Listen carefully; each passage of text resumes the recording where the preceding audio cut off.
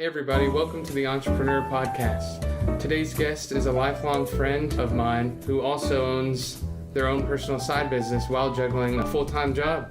So, Evan Cox, thank you so much for coming out and taking the time to do this with me. You know, I've been looking forward to just hanging out with you and talking with you more, so this is another chance to do that, so I'm happy we get that. That's so cool. So I'm going to start you off with a question that I ask everybody.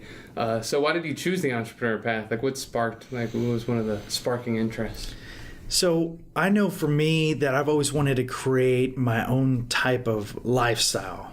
I don't want anyone telling me where I can and can't go, and I started looking at all these jobs where I was working. You ever worked in fast food?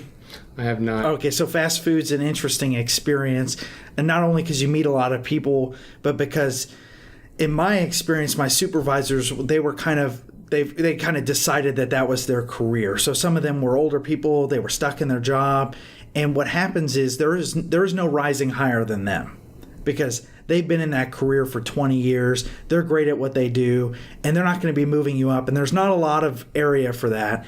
And I started to realize that if I left my career or my income source in the control of people that were always scared that I was going to rise higher than them, they were never going to pick me up. They were never going to put me in a position higher than them because they want that position.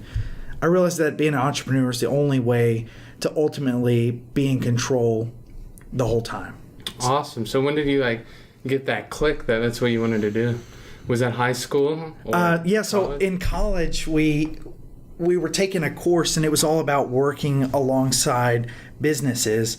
And I started to realize that the work I was doing in college for free, which you learn this in your internships, is that businesses are saving a ton of money by hiring you for free, right? And you're already educated enough and you're already strong enough mentally to pick up most of the skills and be one of their employees, but they're getting you for free or they're getting you for a low hourly rate.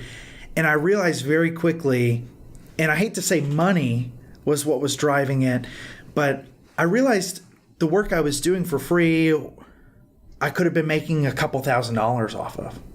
And that I've always held myself to a very high standard.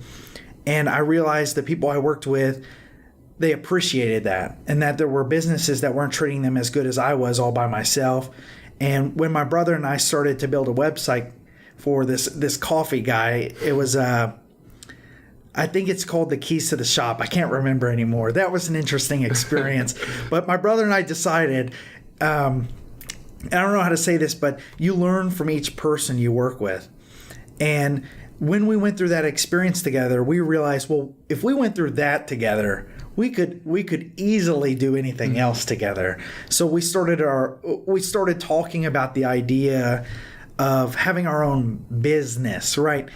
But you think about starting your own business and you say, well, the best thing to do, and this was my advice, and it's not that I'm super successful, but start doing work for people. Don't worry about all the, government stuff. If you're just doing some side hustle work, take cash for what you do the work, and, focus on producing products first.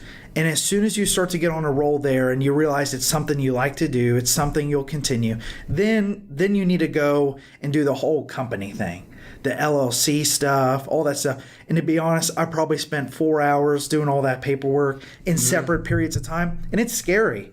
But once you realize you're going to pay whatever you owe the government, it's really not that scary. You mess up the paperwork, just figure it out afterwards.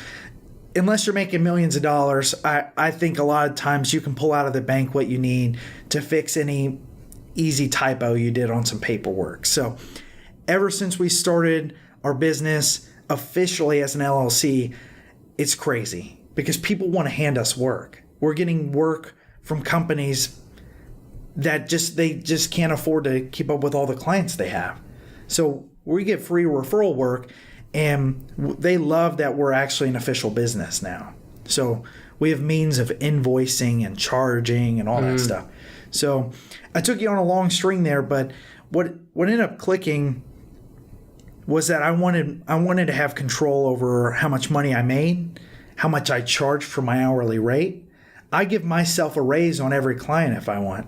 I can raise my hourly rate from 45 an hour to 60 an hour, depending on how I feel, depending on how I want to charge the client. And I can choose to do it less if it's people I like.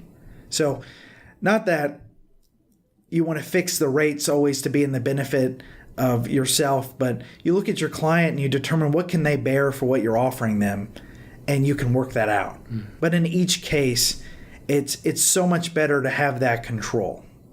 That makes sense. So, tell us a little bit about Twin Creation Labs. The company you started with your brother, like what do you all do like on a day-to-day? I know it's like still on the build-up, but like what are some... Yeah, so the Twin Creation Lab, the goal was that first we had to come up with a killer name, right? So Yeah. Obviously a great name. We're identical twins, and we've always wanted to spend more time, hang out with each other. If you grow up with a close brother or sister, you know that once you build that bond, it's a lifetime thing. And you get past this point of being annoyed with each other that you actually enjoy hanging out with the other person. So we decided we wanted to start making websites together. So everyone needs a better way to market themselves online. That's the goal. Is we know that businesses are not happy with the way they're presented online. And there are a lot of people, typically an older generation, that feel the need to connect with someone from the younger generation to help them build their websites. But what do they end up doing a lot of the times is if they can afford to put someone on staff, they'll pay someone a very low hourly rate and they'll have them do all the work from inside the business. But what we decided we wanted to do was offer kind of a boutique experience where we can come in and redo your logo, your website. We could go through your social media pages and clean that up. We can get everything connected on Google, and we can educate you about how all this stuff works. And our number one goal is to make the customer happy every time. So if we could be your one-stop shop, that's great. But at the end of the day, we're not going to withhold information. We want our customers to know, and the people we work with, to feel like we care about them. And even though it is a work relationship, right? So you get paid to care about them, right? But that money doesn't come easy. So a day in the life really looks like a few emails every now and then and some spontaneous work. I mean, sometimes we'll sit there on our bed and we'll be working on my brother will be right next to me. So I got a queen size bed. He'll be on his laptop. I'll be on my phone typing up an email, and we'll work for a little bit. And then we'll look at each other and say, wow, that was 3 hours worth of work that just went by. I'm completely relaxed. It was enjoyable. We had music going in the background, getting hype, having a good time. And then we looked at it's funny, we look at how much money we make. And we'll say, well, that was 3 hours worth of work. We just made X amount of money. Wow, I would have been at work all day. I would have been at work 8 hours to make what I made in 3 hours. And so that's the funny thing about being an entrepreneur is you can design your business to provide the lifestyle you want, which I want to be able to lay in my bed and do work and make as much money as I make in a day in 3 hours. The goal would be less time, so 1 hour, right?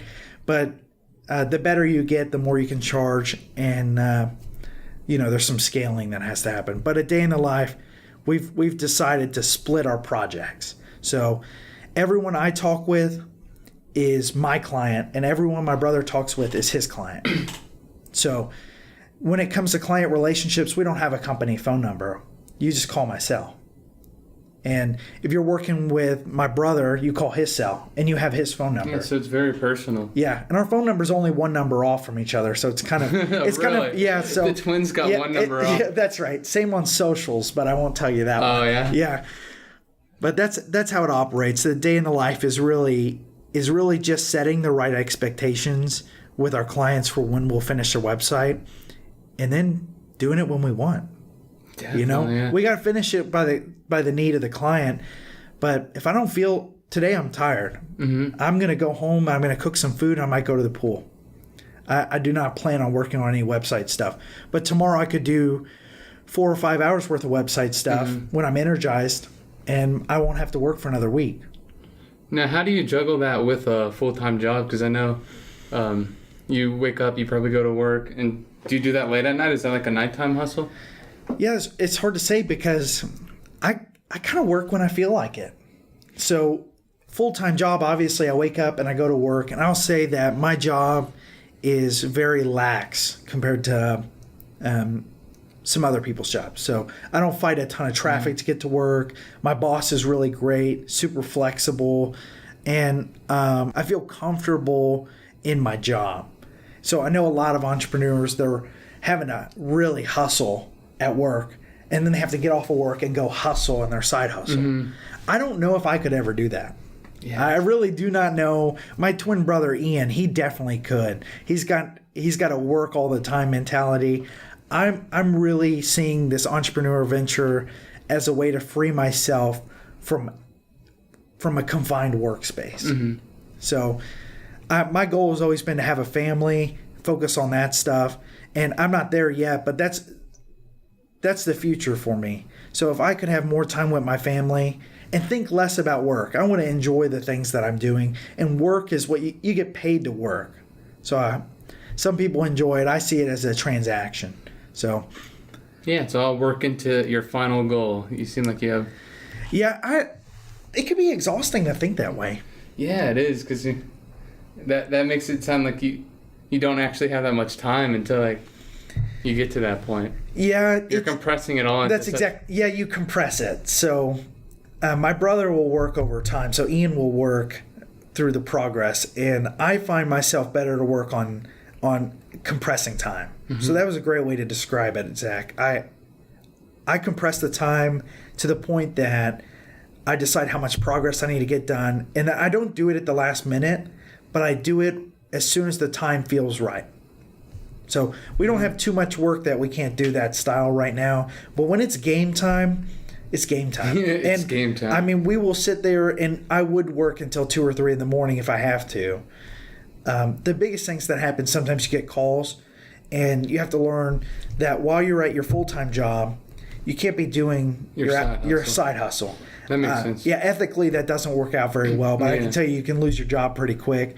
And your clients also would not, as much as they'd like your help right then, they wouldn't want their employees to do that to them. So you don't want to be setting a model for how you do businesses. And you do not want to teach your clients that you're 100% always available.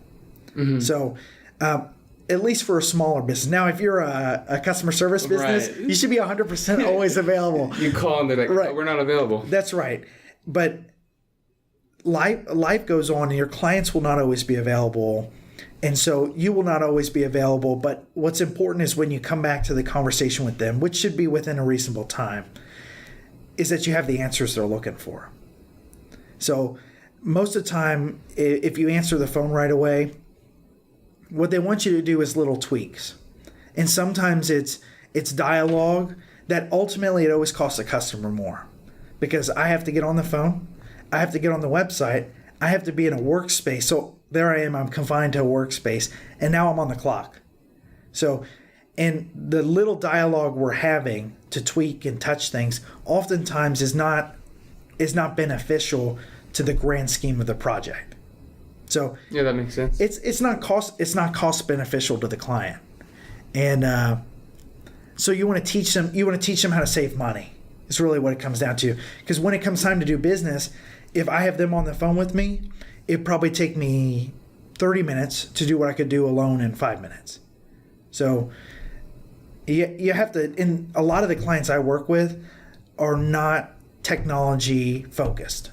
They want to take on a new brand. Mm-hmm. And so they're acknowledging we haven't worked very hard on our brand so far, but I want to be this going forward. And so when you send us on that hunt, the best thing you can do when you work with clients is get them to trust you. So how do you do that? You tell them exactly back what they told you, and you put some excitement into what their vision is. Mm-hmm. And if you can add some life to that vision, then they get excited about what you're seeing and they let you go because they don't want to mess anything up. Right. They're excited about what you said. They don't want to confine your creativity. So I hate to say that you can't be available all the time, but my life goal is not to be available for work all the time. Right. So, but yeah, you should get back to your clients, and you definitely, if you tell them you're available, you need to be available. So yeah, definitely be ready to answer questions. So what do you look for personally in a good business partner? Well, first you have to be my twin brother. Right. So there's only one of those. So you all don't think about like getting a crew when you get bigger? Like maybe people doing like the side things that you all don't want to do, like you said, like the calling, the customer service. But you're all the mascots. Yes. So yeah, that's a great way to. So our future goal is to not ever touch the website. Our future goal is to set expectations and have conversations with the client. So it's kind of funny you mentioned that. My lifestyle may change to where I have to answer the phone more often because that might be my future responsibility. But at the moment, we don't want to split the pie any more than we have to. My brother's fiance is a fantastic graphic designer. Her name's Amber, and she will take a lot of the work off of our shoulders of designing websites now. And while, the pay situation is always interesting, we oftentimes end up paying people that have equal talent to Ian and I equally, but they don't get vested in the business. Right. So once she's done working, then what'll happen is, at least this is where we're at the moment. The business isn't big, but she gets paid up right at that client project. And she is always a part of the business because what's going to happen?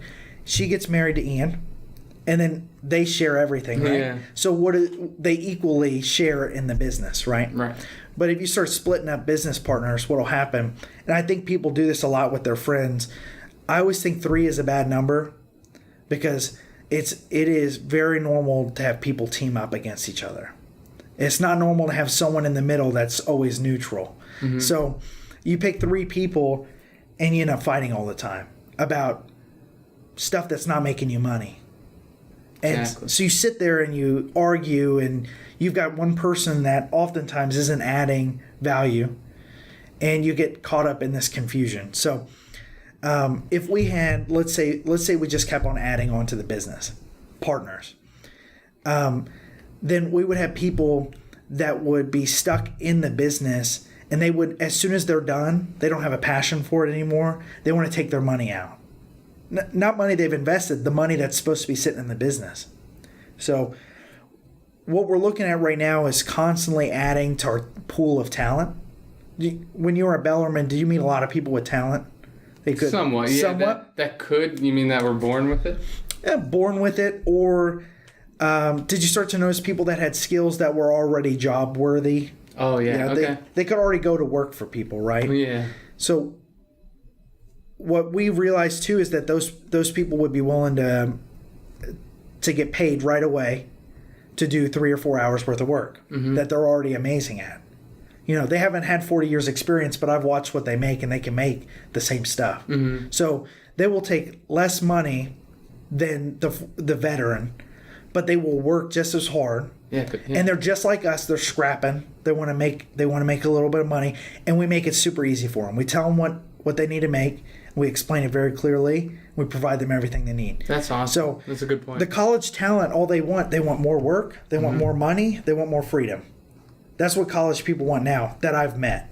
So what can we give them? We can give them more money, and we can give them more freedom. So they can choose whether or not they want to work for us on a daily basis. And that talent pool is completely untapped in terms of side hustles. And I do not personally like starting my own business. My brother kind of had the excitement about it. But plenty of people feel the same way I do. They don't want to do the government stuff. They don't want to be official. They don't want to start their own business. Yeah. And it's a lot of paperwork. And they don't want to go find like what you're doing right now. They don't want to do the groundwork to go find new clients or new business. I'm the same way. But what they would like to do is use their talents to make more money. Right. So if I call someone up that I was in a class with, hey, you still do graphic design? I say, yeah, a little bit on the side. How about this? We'll pay you X amount per hour. We expect 4 hours worth of work out of you. This is what we're looking for. Can you do it? They're always, yeah, I can do it. And cool. it's so funny. Most of the time they finish it in half the time because they're that good. So, and they're excited to make the money. And then they send the emails, they're happy. I mean, a lot of people at work, they always have a workload, but these college students, what happens is they want to be appreciated, they want the money, and they want it to be fun work. Yeah, it's surprising because a lot of those college students are actually hungry to work. They have all the skill and they're ready to use it. Mm-hmm. They don't want to wait for 4 years to use it. They're ready to use it on, and that's all good experience. Like you were talking about portfolio work. Right. It's all very awesome. Why would they go work in a fast food chain when they could make money at home, doing exactly what they want to do? And I think a lot of people struggle with the idea of staying in college. So it's so expensive. So they look at their talents and they're already thinking, I'm a sophomore in college and I can already make X amount per hour. Why would I stay in college? Unless you like being educated or you want the degree, right? So when we give them that opportunity to go ahead and make money, they're excited about it because they're validating their own ability to provide whether they have a degree or not. And that's exciting for a lot of people. Mm-hmm. So that actually segues good into the next question. What would you recommend someone that's lost? They don't really know why they're in college. They're taking the college debt, but they have a major that they hate maybe, and they're trying to find their passion, but they're just going to college right now because maybe their parents are telling them to. So I don't want to have anyone tune out just because of the way I start this, but I just for the full sake of clarity, I didn't have to pay for my college. My dad saved up for a long time. Now, he kept me very in the know about how he had saved up and what the money looked like. So I didn't appreciate it the way I should have, but I did appreciate now that I've graduated, I started a full-time job. I appreciate what he did. And I'd say if you're in college and you don't know what you want to do, I'd say join the club. That's everybody. That's almost everybody I met in college. A lot of people, my biggest thing to say is don't try to impress people with your career path. I met a lot of people that said they wanted to be a doctor or they wanted to be a PT student. And the reason they were doing that was because it sounded impressive. Yeah. How did you meet people that they're already being congratulated for choosing that path? I was one of them. One of the majors that I chose, because I switched around a lot, was I was actually trying to get into the medical field, and I hated it. But I was doing it because I was like, oh, it's going to be so cool. Yeah. And people are already congratulating you. You haven't even finished the courses. Those are hard courses. And by the way, you do have to go to college in order to work in that profession. I would hope so. Yeah. I am not arguing the idea that you should do that. But if you're a scrap person, you like to work hard, make money, you don't want to be defined by your degree anyways, I'd say if you right now is the best time probably in your life to do college. If you don't have kids, you're not married, it's the perfect time to do college. So think about that. Also think about what that adds in terms of your resume. I don't love the resume, to be honest with you. I think that should change. You make some pretty mean ones, though. Oh, yeah.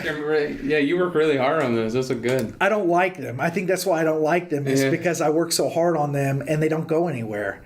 And what I end up seeing with resumes and basically people trying to stick in college is they're doing it to impress other people. And I really think if you're debating college, you should go seek some friends that enjoy college. Don't go to your friends that are dropping out already, because I can tell you what they're going to tell you is what they've convinced themselves of, is that they don't need college. I think you should get an opposing opinion. And you probably shouldn't be talking directly, maybe to a teacher, but teachers sometimes remember that they benefit as you being a part of the student. And even though they have a genuine nature, they're your teacher, they're going to want you to stay in school because they picked to be a teacher because they knew education's important. So, but the question is, do you need to pay that much for an education? Right. What's the trade? So I'd say if you're not spending much and you only got a little bit left, finish it out because it will at least put you a step ahead. If you're close to finishing, go ahead and finish. But do the math. I mean, if it doesn't make sense mathematically or you're so scared, then then maybe you should stop and think about it. But I'm not a career counselor.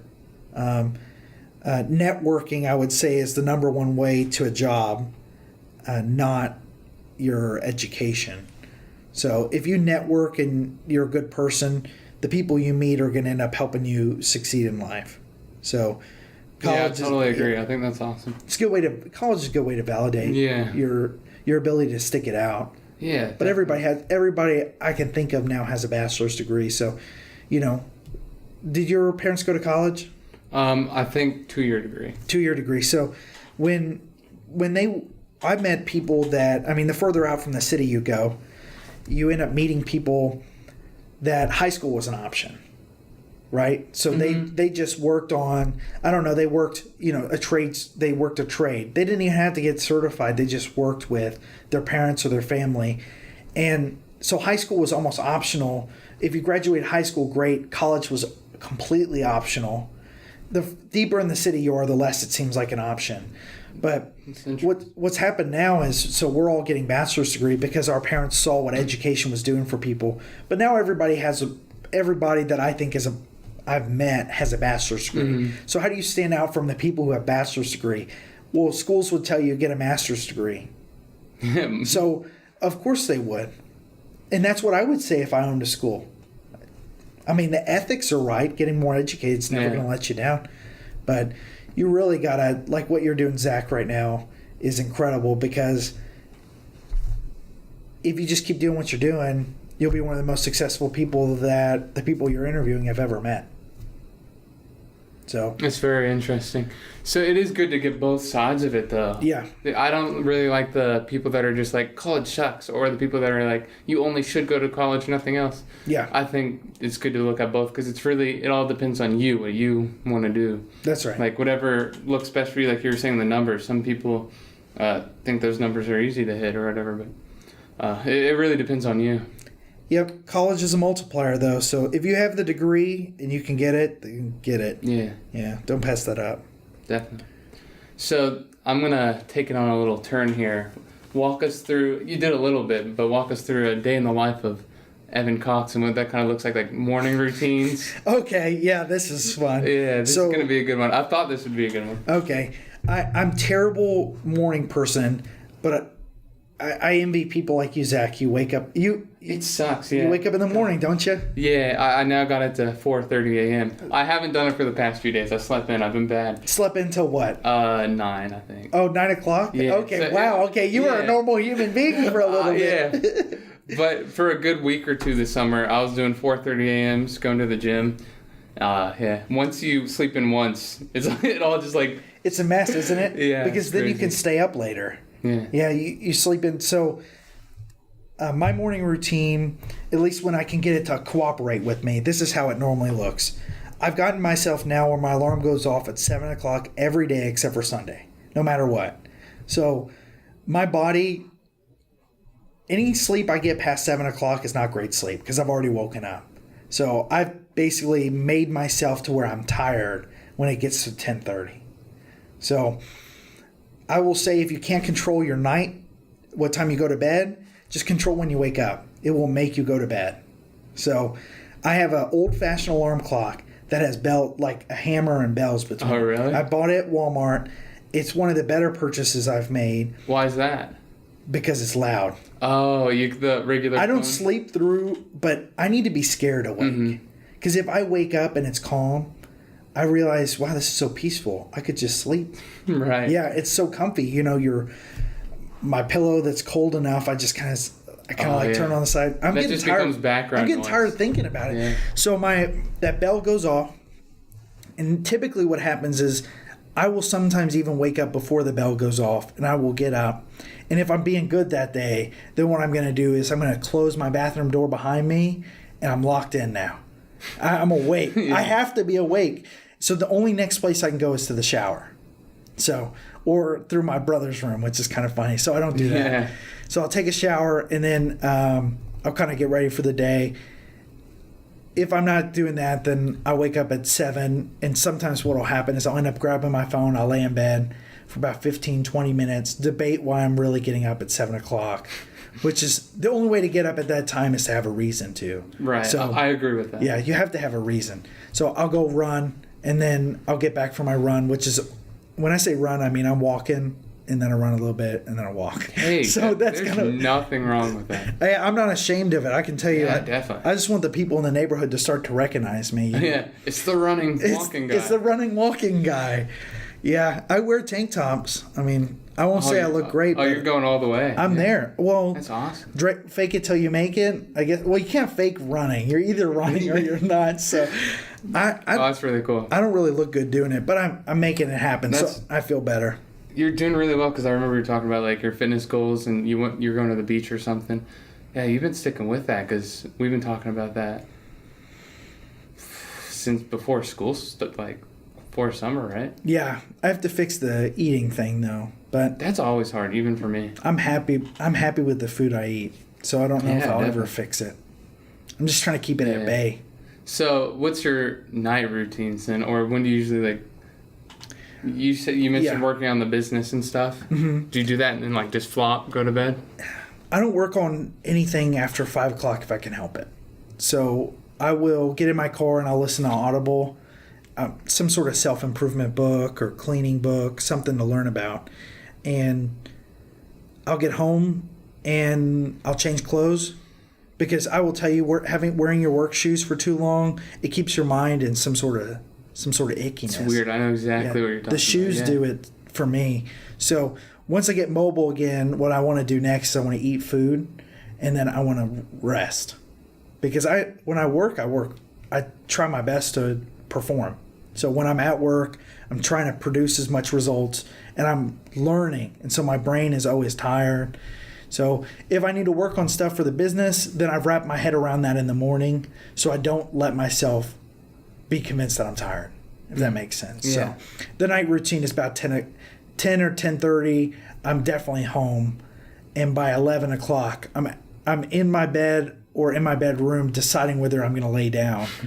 And typically, at least by 11:30, I'm asleep. So, and then the alarm will go off at 7. I normally regret staying up late.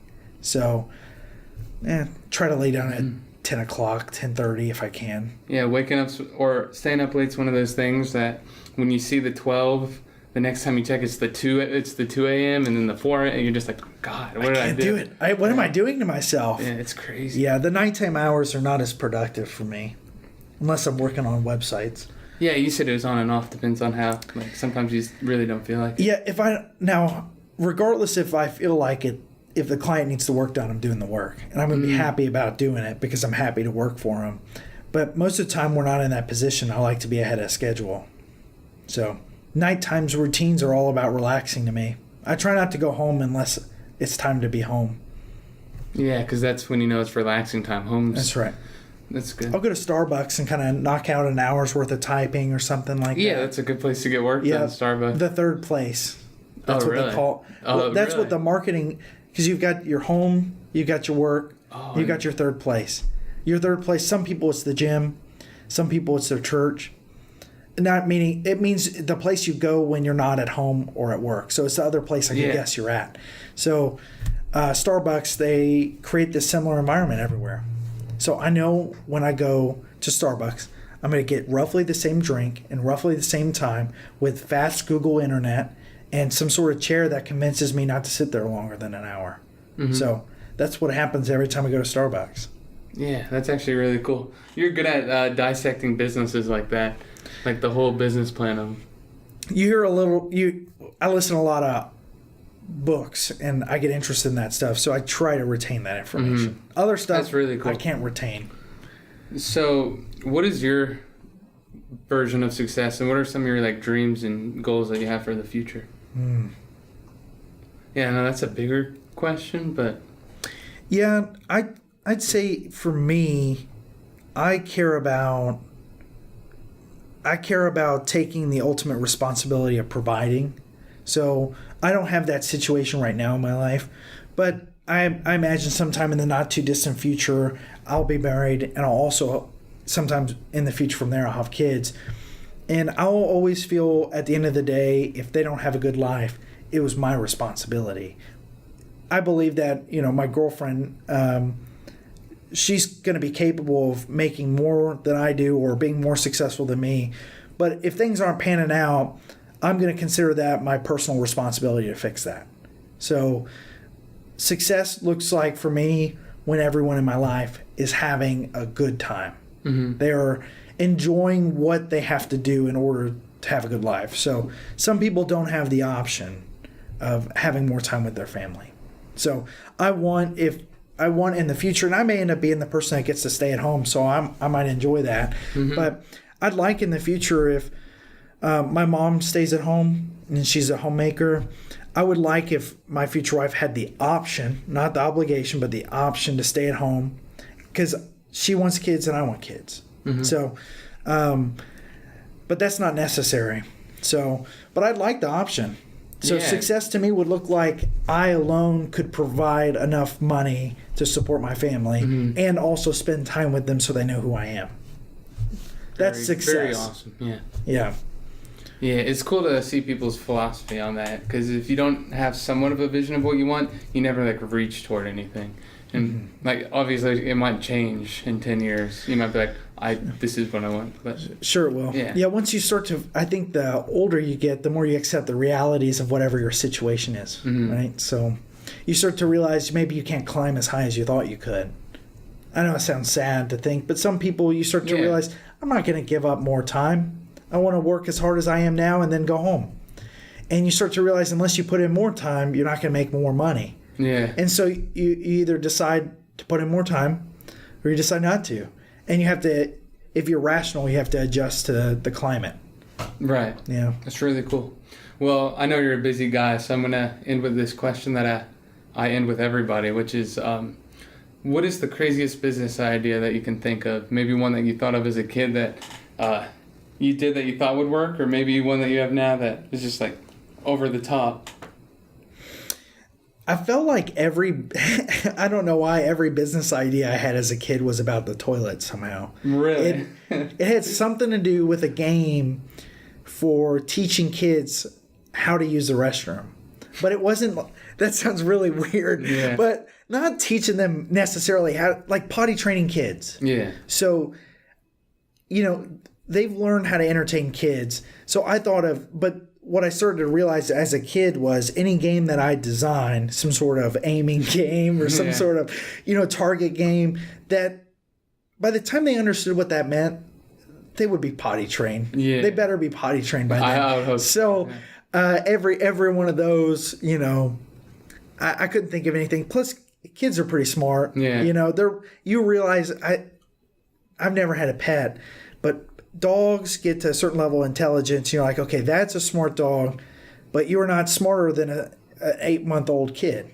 And that's where you start to realize, man, this is crazy. Yeah, they're actually pretty smart. They're pretty freaking smart. So you start to realize where humans are more intelligent than typical animal. But I'd say the bathroom is where I always thought bathroom advertising, where you sell urinal space. That sounds weird. But, I mean, guys who care, they're going to try to make sure that they're actually using the urinal the proper way, and they're going to look down. And there are always those little mats in there. Yeah. And I felt like if you're a business, you'd either offer those mats, but then I started thinking, well, you don't want someone using the restroom on your logo. Yeah. So there's this weird, you could, if you sold mood rings, you know how it changes color? Yeah. I guess you could do stuff with that. You know what I mean? You see what I mean? Yeah, yes, toilet seat mood ring. So, oh my God. What have you thought of any kind of crazy business ideas like that? Not toilet mood not rings. toilet ones. How old were you when you thought of this? Oh my gosh. It's kind of scary, like 12, I think. Really? Yeah, I was 11. That's interesting. Yeah. Are you flipping the question on me? Yeah, so what okay. Crazy business idea. Oh, I have no clue. Were you always the normal business idea then? Yeah, I feel like I have I wouldn't say the normal one, but I always liked the idea of selling Yu-Gi-Oh cards and stuff, flipping those, what determines why a Pokemon card has value? I know the rarity of them, but some people are like, oh, these are really shiny or whatever. You could sell them to kids. I used to do that because we'd collect Pokemon cards and then just collect them and then go to school and see if anyone wants to like buy them or whatever, trade them. Buying and trading is like a very interesting thing that I always found was weird. Like, who determines like the value of it? It's just like a valueless thing. Like, it's just a card. I know, like, obviously some are only printed like a certain amount of time, but yeah, doing something like that, maybe making your own like card collection and then just trying to like sell it like that. Like, there's so many different like weird like third-party card. Like, I see in Target, you pass that like weird card aisle with like the Magic cards, and you see like there's like the Yu-Gi-Oh cards, the random ones, and then like the baseball cards, and those random ones always like caught my eye, because like I was like, who made these and who determines like how valuable they are? Because really they're just pieces of paper with like drawings on them. Do you ever think about being the guy who decides how many get printed? We're gonna print 100 of these, and he looks down as they're getting printed, and he's like, "Yep, that's the only ones we're ever gonna give the world." Yeah, and then, God, that's so weird. Collecting has always been something that was so weird to me too, like collecting Star Wars toys and how those like get worth and how much they actually like go for, and at like what times. Like, sometimes trends go back into being a trend, and you like it's so weird. All that stuff like is just mind-boggling to me. Yeah, have you ever looked at old kids' toys, the dangerous toys that they used to give to kids? I saw this video, they used to give kids basically, it had uranium in it. It was an atomic kit. It was Jesus. It had actual, and then there was another one that had, it was a battleship that would fire airplanes. And something really bad happened to a kid that used it, and so there was a Star Wars toy of Boba Fett. And do you like Boba Fett? He's aight. I hope they make a movie about him. Really? It'd be better than Solo. I didn't see that movie. You didn't see Solo? All right. Well, you're not missing too much. It's good for Star Wars stuff. My girlfriend loved it. I didn't. But isn't that funny how your girlfriend liked Star Wars more than you did? Yeah, well, she liked that one more than I did. I like Star Wars more. Okay. But they this Boba Fett toy, they made only a few of them. I don't know how many, but it had a rocket launcher on the back. Not a real rocket launcher, shoot projectile. But they only made so many of them because the threat of like a kid shooting it into their eyes or their mouth. And so if you collect toys, this Boba Fett toy that has an actual launchable rocket on the back is very collectible. So if you're ever looking at Star Wars toys, go ahead and buy yourself one of those. Yeah, that's interesting. Anyway, thank you so much for taking the time to do this. This was a lot of fun. I learned a lot. Sorry, I seem to ramble a little bit, but I get excited about some of it. I'm a philosophical thinker, so I'm thinking on a deep level. But thanks for sharing this time with me. Thank you so much.